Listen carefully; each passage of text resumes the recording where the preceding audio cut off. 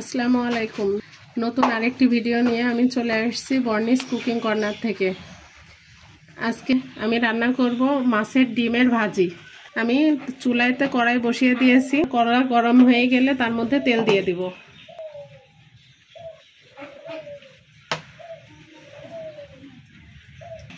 তেলটি গরম হয়ে আসলে এর মধ্যে আমি পেঁয়াজ কুচি আর মরিচ ফালি দিয়ে দিব। মধ্যে হাফ কাপ পরিমাণ পেঁয়াজ কুচি দিয়ে দিয়েছি আর 15 থেকে 16টি মরিচ কুচি দিয়ে দিচ্ছি।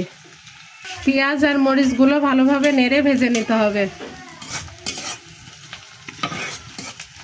পেঁয়াজটা হালকা বাদামি বর্ণ হয়ে আসলে এর মধ্যে হাফ চা চামচ পরিমাণ কাঁচা জিরা দিয়ে দিব।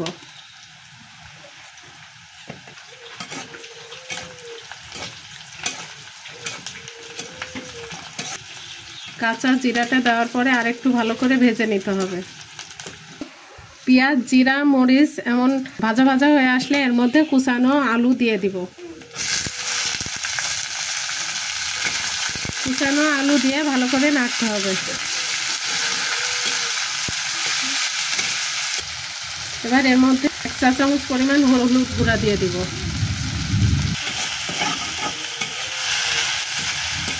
আর পরিমাণ মতো লবণ দিয়ে দিব।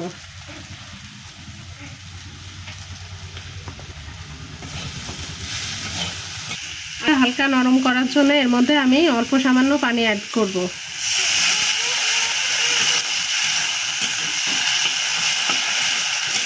আলু হালকা নরম হয়ে আসলে এর মধ্যে মাছের ডিমটা দিয়ে দিব। এবার ভালোভাবে নেড়ে নেব।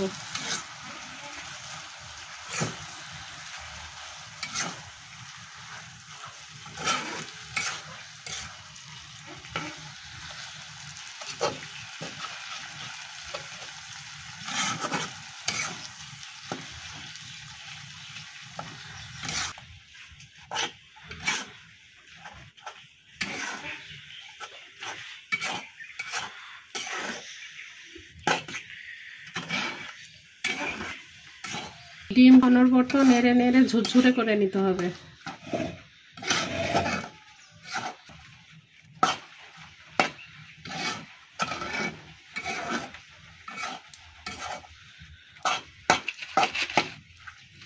আমার মাছের ডিম ভাজিটা হয়ে গেছে, আর সামান্য নেড়ে চেড়ে আমি নামিয়ে নেব।